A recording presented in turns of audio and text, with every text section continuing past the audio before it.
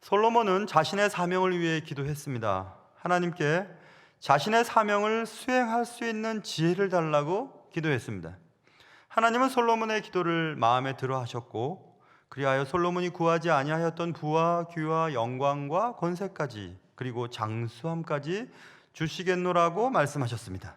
그렇다면 솔로몬이 받은 그 지혜는 과연 어떤 것이었고, 그 지혜는 솔로몬의 통치에 얼마나 큰 영향을 주었을까? 그런 내용을 살펴보려고 합니다. 오늘 모쪼록 하나님 주신 지혜 우리도 받기를 원하고, 하나님이 하신 일들을 기대하는 그런 귀한 시간 될 수 있기를 주님의 이름으로 축원합니다. 자, 오늘 사건은 이렇게 시작됩니다. 그때에 하나님께 지혜를 받았던 그때, 하나님의 은총의 응답을 받았던 그때, 창기 두 여자가 왕에게 와서 그 앞에 서며, 한 여자는 말하되 내 주여, 나와 이 여자가 한 집에 살고 있습니다. 한 집에 사는 두 여자의 이야기가 나옵니다. 두 여자가 한 집에 살았습니다. 그들은 몸을 팔아 생계를 유지할 수밖에 없었던 너무 불쌍한 여인들이었습니다. 가진 거라고는 몸밖에 없어서 몸을 사용하여 매번 삶을 유지하던 사람이었습니다. 참 비참하고 안된 여자들입니다. 그러나 그 둘이 한 집안에 살았습니다. 그 둘은 서로를 보듬고 나누며 살아갈 수 있었습니다. 왜냐하면 처지가 같았기 때문에 그랬습니다. 많은 얘기를 하지 않아도 마음이 통했던 두 여자는 그렇게 한 집에서 잘 살고 있었습니다. 가진 것 없고 배운 것 없고 물려받은 재산도 없으니 서로 도우며 살 수밖에 없었습니다. 그런데 어느 날 두 여자에게 일어나서는 안 될 일이 일어나게 되었습니다. 그것은 원치 않은 임신이었습니다. 아버지가 누구인지도 모르는, 아버지가 누구인지도 알 수 없는 그런 임신이었습니다. 그래도 내 몸속에 새로운 생명이 꿈틀거리니까 그나마 그것이 위로가 되었습니다. 그러나 임신은 곧 그의 몸을 움직여 생계를 계속해서 유지할 수 없다고 하는, 부인할 수 없는 사실 때문에 그들은 매우 난감한 처지에 빠졌습니다.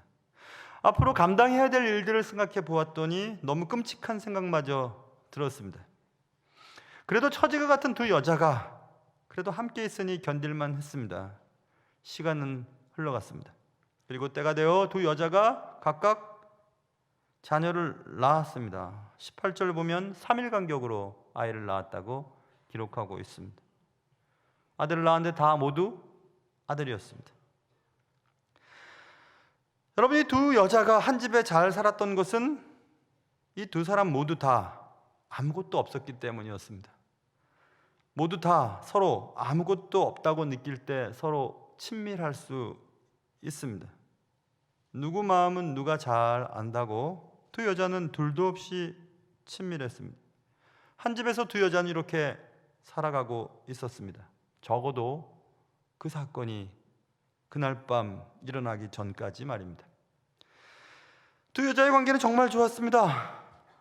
사건 번호 70-01이 생기기 전까지 말입니다.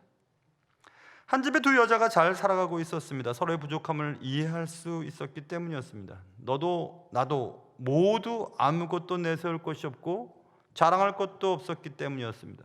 이처럼 친밀함이라고 하는 것은 서로의 약함을 충분히 이해하는 당사자들끼리 같이 있을 때 친밀함이 가능하다고 생각이 들었습니다. 서로의 부족함을 이해할 수 있을 때 가능하다는 것을 생각해 보았습니다. 내가 속한 공동체는 어떨까? 우리 교회, 우리 가정, 내가 일하는 직장은 이런 마음들이 있을까?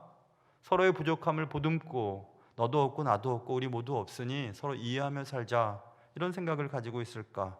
히브리서 10장 24절 25절에 이런 말씀이 적혀 있습니다. 서로 돌아보아 사랑과 선행을 격려하며 모이기를 패하는 어떤 사람들의 습관과 같이 하지 말고 오직 권하여 그날이 가까움을 볼수록 더욱 그리하자.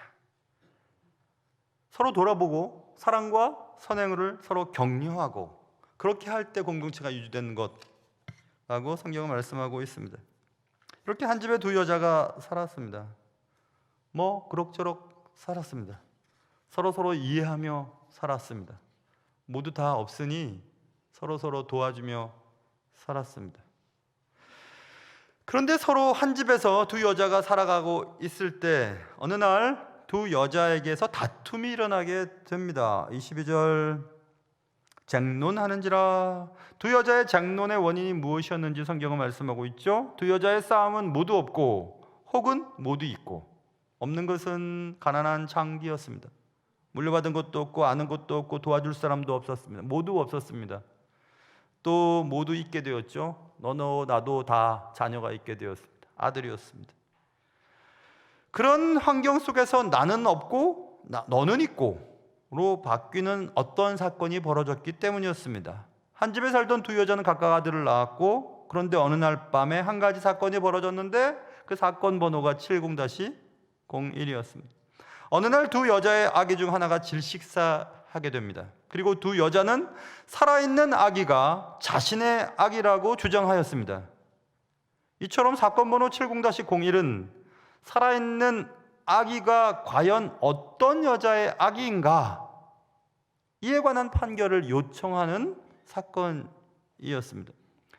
이 사건의 내용을 우리는 살펴보면서 먼저 이런 생각이 들었습니다. 아니, 상대적으로 천한 신분을 가졌던 이 두 여자의 이런 희한한 사건을 한 나라의 통치자인 왕에게까지 가지고 올라올 만한 사건이었나? 이런 생각을 먼저 해보았습니다. 이것은 분명히 솔로몬 왕이 그렇게 하겠노라고 해서 올라온 사건이겠죠. 물론 최종 항소 법원의 역할을 감당했던 왕 앞에서의 판결, 그것 때문에 올라왔다는 것을 우리는 알 수 있습니다. 그것은 이 판결이 최종적인 항소 법원인 왕 앞에까지 갈 때까지 선명한 판결을 내릴 수 없는 묘연한 사건이었다는 것을 또 우리는 알 수 있습니다. 그럼에도 불구하고 상대적으로 천한 신분인 이 두 여자의 희한한 사건을 판결하기로 결심한 이 솔로몬 왕을 바라볼 때 참 대단한 왕인데, 이런 생각을 해볼 수 있었습니다. 지난 시간에 말씀드린 것처럼 적어도 400만 명 이상이 되는 백성들을 다스려야만 하는 왕이 이 정도의 판결을 위해서 시간을 할애한다는 것은 상상하기 힘든 일이기 때문에 그렇습니다. 저도 목회를 하면서 제 최대한의 능력을 생각해 보면 한 500명 성도들까지는 뭐 이렇게 저렇게 기억하고 자녀들도 기억하고 뭐 개인적인 만남도 할 수 있을 것 같은데, 제가 여러 번 말씀드렸죠. 500명이 넘어가면서부터는 정말 이 보통 일이 아닙니다.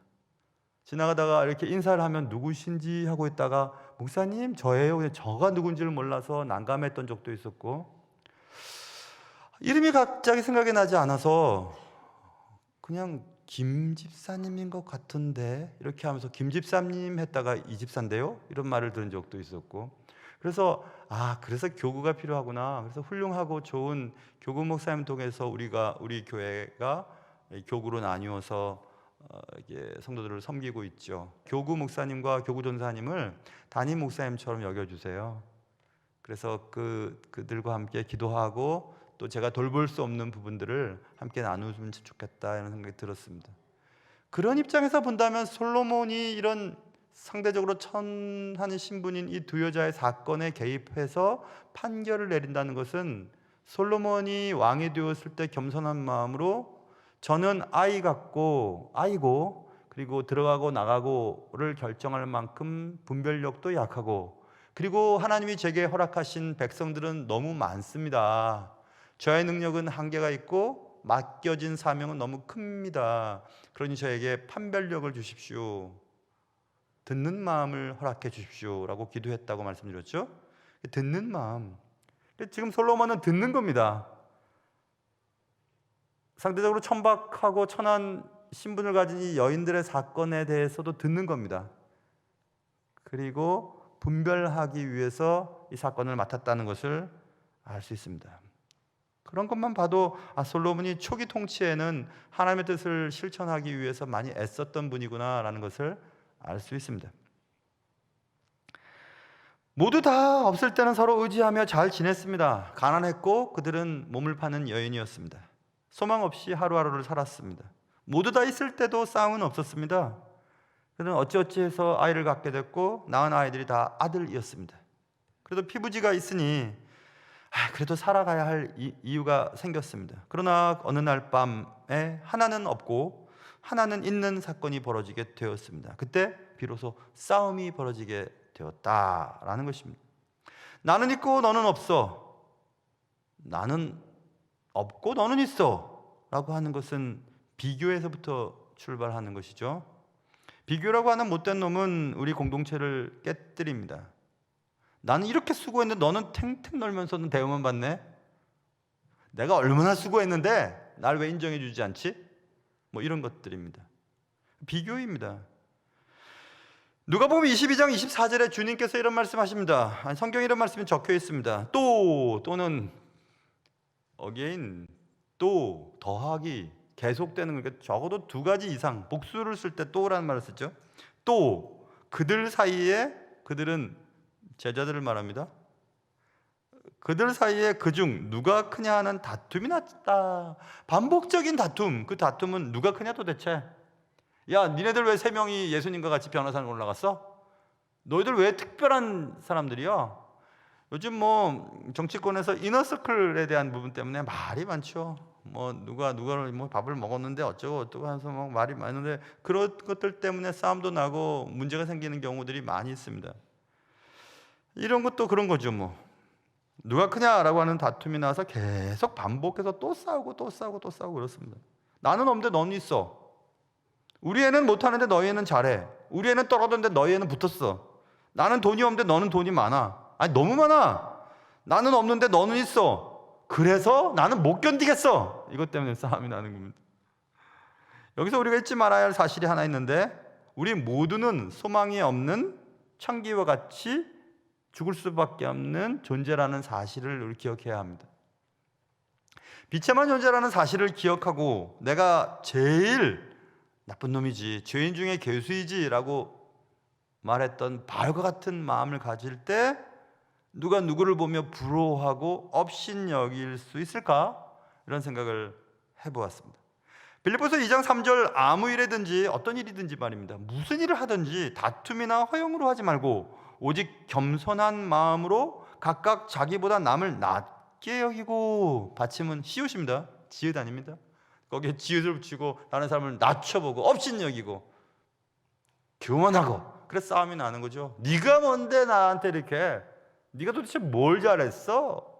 뭐 이런 식으로 싸우게 되는 것입니다. 그런데 성경은 남을 나보다 낮게 여기고 더 좋게 여기고. 목회를 하다 보면 어려운 일들이 많이 있지요. 왜 없겠습니까? 제가 성품이 워낙 좋아서 이렇게 살지요. 근데 힘들 때 먼저 아주 오래, 벌써 꽤 됐네요. 힘들 때 제가 너무 힘들어하는 것을 알고 제 아내가 제 편을 들으려고 어떻게 뭐 내용도 모르면서 제 편을 막 들었어요. 제가 그런 얘기를 했다는군요. 그리고 그날부터 제 아내가 저에 대해서 마음이 놓였대요. 무슨 말이냐면, 제가 막 힘들고 그러니까 제 아내가 제 편을 막 들어주고 그렇게 하다가 제가 그렇게 얘기했답니다. 아니야, 그런 말 하지 마. 내가 틀렸을지도 몰라. 그런 얘기를 했고, 그 얘기를 듣는 순간 제 아내가 이제 됐다, 안심됐다, 이런 생각을 했대요. 자기 자신이 옳지 않을 수도 있다는 것을 항상 생각하는 사람이라면 목회를 잘 할 수 있겠구나 라는 생각을 했다고 어느 날 저한테 얘기를 했습니다. 여러분, 우리가 싸움이 일어나는 것은 내가 판단한 판단이 옳고 내 뜻대로 해야지만 된다고 하는 것 때문에 그렇습니다. 그런데 나도 틀릴 수도 있고 내가 잘못 판단할 수도 있고 내 뜻이 잘못된 것일 수도 있다라고 하는 가능성을 우리가 항상 갖고 있는다면 싸움이 덜 나겠죠. 그래, 너는 충분히 그 일을 누릴 수 있는 자격이 있어. 너는 그럴 만해. 너는 그럴 행복을 누릴 수 있어. 나는 그렇게 하지 못하지만, 이렇게 생각할 수 있다면 비교도 생기지 않을 것이고, 비교가 생기지 않는다면 싸울 일도 없을 것이라는 생각을 해보았습니다. 모쪼록 무슨 일을 하든지 다툼이나 화형으로 하지 말고 오직 겸손한 마음으로 각각 자기보다 남을 낮게 여길 수 있는 그런 은혜가 여러분과 저의 삶 속에 있기를 주님의 이름으로 축원합니다. 자, 그래서 이렇게 힘든 판결을 요청하는 사건 번호 70-01 사건, 살아있는 아기를 향해 서로 자기 아기라고 얘기하는 사건, 죽어가는 아기를 향해 서로 자기 아기가 아니라고 주장하는 이 사건, 과연 두 여자 중 누가 진짜 어머니일까? 그것을 판결해내야만 하는 이 사건을 가만히 듣습니다.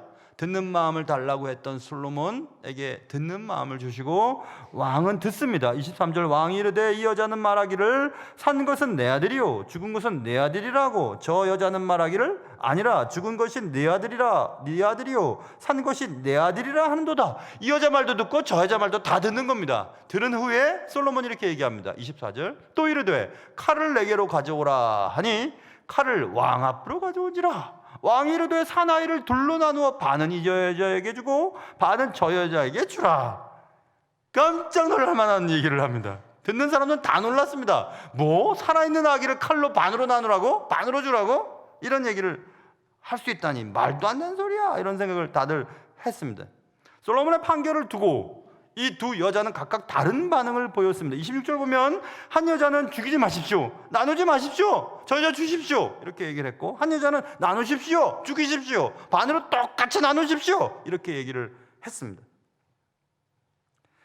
진짜 엄마에게 아기는 나누면 안 되는 존재입니다. 죽으면 안 되는 존재였기 때문이었습니다. 나누면 반반을 차지하는 것이 아니라 나누면 아무것도 손에 넣을 수 없다는 사실을 아는 사람이 진짜 엄마였습니다. 칼로 나누면 되지, 뭐 정확하게 나누면 되지, 그러면 손해가 없을 거 아니야, 비교도 안 생길 거 아니야, 너는 없고 너는 있다고 하니까 반으로 딱 나누어.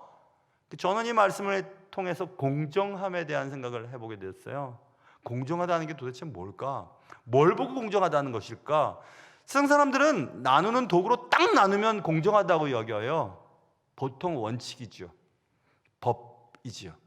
법대로 하십시오. 상식과 공정하게 법대로 하면 되지 않습니까? 그런데 여러분과 제가 알고 있듯이 상식과 법과 공정함이 정말 공정함일까? 칼로 딱 나누는 것이 정말 올바른 것일까? 여러분, 원래 가졌던 사람에게 반을 나누는 것은 손해죠. 그게 무슨 공정함이에요? 가지지 못한 사람에게 반을 가져다 준다는 것은 공정함이 아니죠. 그건 사기지요. 잘못된 거죠. 공정함이라고 하는 것은 칼로 정확하게 나누는 것이 아니고 말 그대로 공정하다는 뜻대로 행동하는 것이라고 생각을 해보았습니다. 예를 들면 그런 거겠죠. 뭐 결혼도 안 했는데 결혼 약혼자가 배가 불러온다는 소식을 들었습니다. 이게 도대체 뭐야? 법대로 하자. 법대로 하면은 그 여자 길바닥에다 놓고 사람들이 돌로 던져서 죽이면 되는 겁니다. 그럼 죽으면 되는 거예요. 공정한 거죠. 원칙대로 했으니까. 마리아는 죽어야 했고 마리아의 뱃속에 있는 아기 예수는 태어나지도 못하고 죽어야만 했습니다. 그러나 요셉은 그 사실을 알고 가만히 끊고자 했다고 했어요. 덮으려고 했습니다. 우리는 보통 공의, justice, 정의는 옳고 그름을 따져서 옳은 건 옳은 거고 그른 것은 그른 거지, 원칙대로 말이야, 법대로 말이야, 그렇게 말을 하지만 제가 누누이 말씀드리죠. 기회 있을 때마다 예수 그리스도 안에서의 정의는 옳고 그름이 아니라니까요. 이 일이 선한가 선하지 못한가에 따라서 행동하는 것, 그게 정의죠. 그래서 성경은 놓치지 않고 얘기합니다. 가만히 끊고자 했던 요셉을 그 앞에 의로운 자라고 표하고 있어요. 의롭다는 것이 공정함인가? 공정하는 것이 칼을 대는 것인가? 칼을 대고 반반씩 나누는 것인가? 아무도 손해를 입지 않게 만드는 것인가? 그게 원칙인가? 법인가? 상식인가? 공정함인가? 아닙니다. 예수 안에서, 하나님 나라에서 적어도 예수 믿는 사람들 가운데서의 공정함은 이것이 하나님의 뜻인가? 선한 것인가? 많은 사람들에게 유익을 주는 것인가? 사람을 살리는 것인가? 거기에 생각을 해봐야 되는 것입니다. 칼로 나누라니까 반반씩 똑같이 나눠. 공정하게 말이야. 가짜 엄마에게 있어서 아기는 죽거나 말거나 상관없습니다. 뭐 나누면 그만이지. 어차피 나는 없고 너는 있으니까 너도 못 갖게 해. 다 죽여버려. 나눠버려. 이렇게 얘기합니다. 여러분, 나눠서는 살 수 없는 것이 한 몸이죠. 사람이 나눌 수 없다라고 하는 것이 성경에 몇 가지 있습니다. 몇 가지 있는 것은 여러분 잘 아시죠? 그런 것도 나눌 수 있는 것이 아닙니다. 나누면 죽습니다. 교회도 그리스도의 몸입니다. 교회도 나누면 죽습니다. 다 죽습니다. 나눠서 공정하게 나눠서 너 반, 나 반 그런 거 없습니다. 나누면 죽습니다. 다 죽는 일을 뭐하러 합니까? 그러니까 공정함이라고 하는 것은 칼을 대는 것이 아니라 사랑으로 덮어버리는 것이 공정한 것입니다. 오히려 솔로몬은 누가 진짜 엄마인지 금방 알았습니다. 거기 모여있던 모든 사람들도 마찬가지였습니다. 희생하고 손해를 보고 내가 죽어도 자식을 살리려는 자가 진짜 엄마지, 진짜 부모는 그렇게 하지. 다들 금방 깨달았습니다. 진짜 엄마는 절대 부녀를 쪼개는 것을, 나누는 것을 용납하지 않을 존재이기 때문에 그렇습니다. 에베소서 4장 3절 평안에 매는 줄로 성령이 하나 되게 하신 것을 힘써 지키라. 하나 된다는 것이 너무 힘들기 때문에 지키라고 말씀했고 명령어를 썼고 힘을 써서 지켜야 한다고 말씀하고 있습니다. 아, 그렇게 힘든 것이구나. 하나 되게 된다는 것은. 그럼 어떻게 하나 될 수 있을까? 조금 전에 읽었던 에베소 4장 3절 바로 윗절에 모든 겸손과 온유로 하고 오래 참음으로 사랑 가운데서 서로 용납하고 평안에 매는 줄로 성령이 하나 되게 하신 것을 힘써 지키라 써 있습니다. 아, 하나 되게 하기 위해서 정말 필요한 것이 많은데 겸손해야 되고 온유해야 되고 오래 참아야 되고 사랑 가운데 서로 용납해야지만 힘을 써서 하나 되게 할 수 있구나. 희생이 필요합니다, 여러분. 희생. 아, 저희도 주십시오. 나누지 마십시오. 저희도 주십시오. 맞아요. 제가 가짜 엄마예요. 제가 가짜 엄마니까 저 아기만 살릴 수만 있다면 저 아이 주십시오. 그렇게 말했을 때 그렇지. 너 거짓말 쳤구나. 저 여인을 끌고 나가서 주리를 틀어라. 이 거짓말 하다니. 좀 그렇게 될 수도 있었어요. 사람들부터 야, 자기 아기 자기가 깔아 죽인 다음에 남의 아기 저렇게 차지하려고 했구나 하고 진짜 엄마인 그 여자에게 손가락질을 할 수도 있었습니다. 그런 건 상관없었습니다. 이 진짜 엄마에게 있어서는 아이만 살 수 있으면 되는 것이기 때문에 그랬습니다. 여러분, 자식이 이기는 부모가 어디 있습니까? 없습니다. 아내는 남편 혹은 남편을 아내를 이길 수 없다고 하죠. 저는 제 아내 못 이깁니다. 더 사랑하니까 못 이깁니다. 절대 못 이깁니다. 제 막내 집사람이 못 이깁니다. 이길 수가 없습니다. 막내를 더 사랑하니까. 자식도 사랑하는 엄마가 어떻게 자식을 이길 수 있어요? 절대 못 이깁니다. 못 이긴다고 해서 화나지 않습니다. 더 사랑하니까. 사랑하는 이처럼 힘이 있습니다. 내지르는 힘은 힘만 있으면 질러버리면 그만이죠. 뭐 빡 하고. 근데 더 큰 힘을 가진 자는 내지를 힘을 멈춰설 수 있는 힘을 가진 자가 더 큰 힘이죠. 진짜 전문가는 일일이 이렇게 막 체크하지 않습니다. 슬쩍슬쩍 넘어갈 수 있습니다. 진짜 전문가니까. 근데 어설픈 전문가는 일일이 다 따집니다. 자기가 아니까, 이 정도는 아니까. 인내할 수 있는 힘, 손해볼 수 있는 힘, 억울함을 견딜 수 있는 힘, 내가 죽고 너를 살릴 수만 있다면 얼마든지 무슨 일이든지 감당하겠다고 할 수 있는 그런 힘. 그런 힘은 영적인 세계에서도 마찬가지고 우리의 일반적인 삶의 자리에서도 마찬가지입니다. 바울은 그러한 사실을 정확하게 알고 있었습니다. 그래서 고린도전서 4장 15절 그리스도 안에서 1만 스승이 있으되 아버지는 많지 아니하니 그리스도 예수 안에서 내가 복음으로써 너희를 낳았음이라. 10년 전 정도 벌써 된 것 같은데 우리 교회 교육위원회에서 1박 2일로 어디 그런 모임을 가졌었습니다. 그래서 제가 그날 밤 말씀을 부탁받아서 이 본문 가지고 말씀을 전했던 적이 기억이 나요. 주일학교 교사, 교회 학교 교사들은 많다. 그러나 아비의 마음으로, 부모의 마음으로 아이를 가리키는 자들은 적다. 우리는 아비가 되어야 하고 어미가 되어야 한다. 그런 얘기를 했습니다. 다릅니다, 여러분. 스승은 많지만 아비는 적습니다. 아비와 스승의 차이는 낳았는가 낳지 않았는가 차이입니다. 갈라디아서 4장 19절, 나의 자녀들아 너희 속에 그리스도 형상을 이루기까지 다시 너희를 위하여 해산하는 수고를 한다, 이렇게 말하고 있습니다.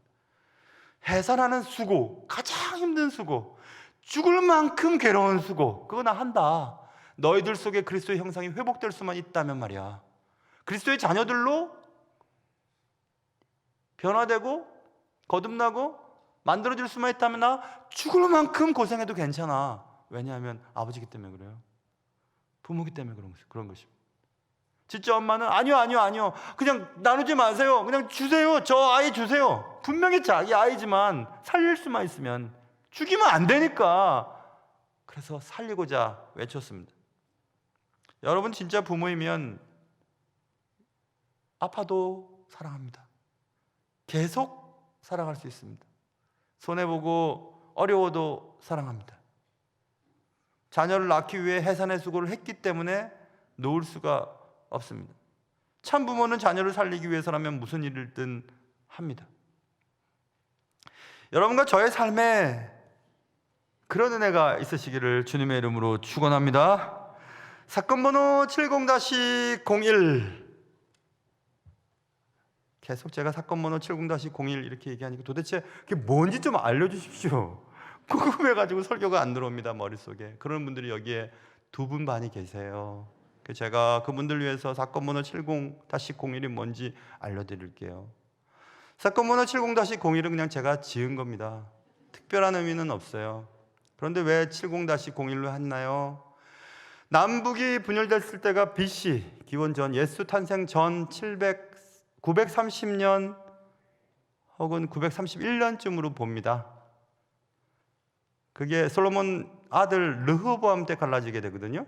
근데 솔로몬이 40년간 통치했으니 BC 930년에서 40년을 거슬러 올라가면 970년쯤 되죠. 970 혹은 971, 기원 전입니다. 그러니까 기원 전이니까 더 해야 됩니다. 전으로 가려면 970 혹은 971. 그러니까 솔로몬이 왕이 되고 지혜를 얻어서 처음으로 많은 사람들에게 지혜, 하나님 주신 지혜가 이렇게 위대해, 대단해, 이런 것을 알렸던 첫 번째 사건. 그래서 970에서 70을 땄고, 이거 첫 번째 사건이겠지. 그래서 70-01로 그냥 했습니다.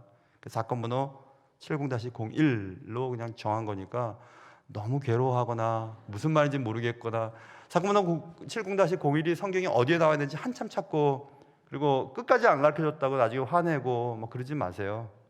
아무리 생각해도 제가 걱정돼서 지금 말씀드리는 것입니다. 사건 속에서, 상상 속에서 그냥 매겨진 사건 번호예요. 그래야 여러분 궁금해할까봐 그랬습니다. 그 사건 현장에는 2 여자 외에 아무도 없었다고 18절에 쓰여 있습니다. 아무도 없었습니다. 보는 사람이 없었어요. 누가 누구의 악인지 몰랐습니다. DNA 검사를 통해서 누구의 악인지 밝힐 수도 없었습니다. 누구의 아버지가 누구인지 알지 못했으니 봐라, 보라고, 우리 내 남편 닮지 않았냐고, 코가 이렇게 돼 있지 않냐고, 입이 이렇게 돼 있지 않냐고 얘기할 수도 없었습니다. 누가 아버지인지 모르니까.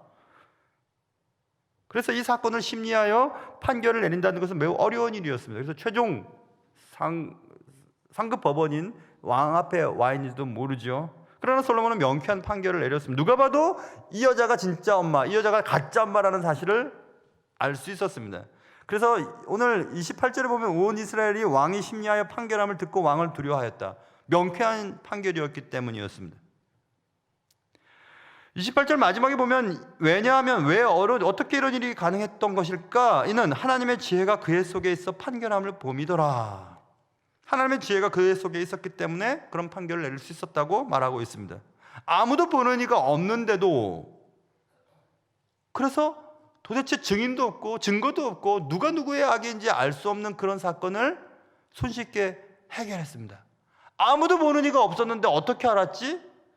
아무도 보는 이가 없었는데 너와 내가 이런 관계를 맺고 계약을 맺고, 아니 계약서를 쓰지 않고 널 믿고 내가 이렇게 하는 거야 라고 얘기해서 아무도 모릅니다. 아무도 모르니까 거짓말을 해도 누구의 거짓말인지 모르는 상태의 사건이었습니다. 그런데 이 사건이 명쾌하게 해결되었습니다. 왜냐하면 아무도 보는 이 없는 그때 하나님이 다 보고 계셨기 때문에 그래요. 그 하나님의 지혜를 가지고 있었던 솔로몬은 마치 그 자리에 있었던 사람처럼 정확하게 판결을 내릴 수 있었습니다.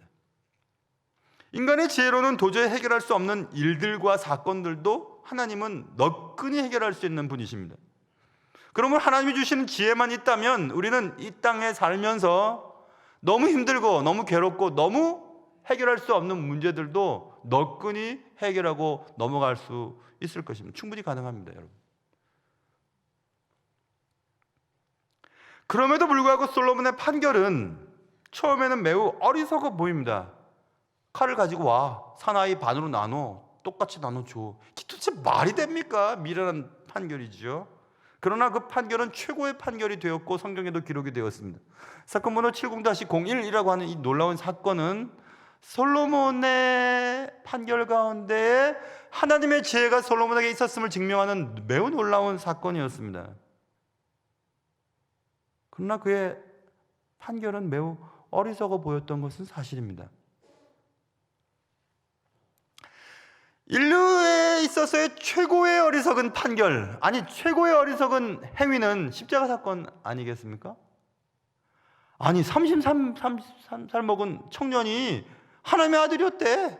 아들이라고 얘기했고 모든 인류의 죄를 짊어지고 죽었다는 거야. 3일 만에 부활한다는데 그런 어리석은 게 어딨어. 성경은 말하고 있습니다. 고린도전서 1장 18절, 십자가의 도가 멸망하는 자들에게는 미련한 것이요. 맞습니다.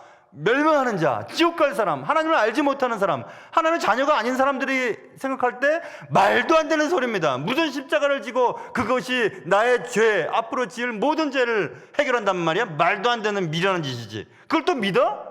수천 년에 죽었던 그 청년의 죽음이 나와 무슨 상관이 있다는 거야? 그런 걸 믿어? 도대체 미련한 것들이야? 미련한 것들. 맞습니다. 미련해 보입니다.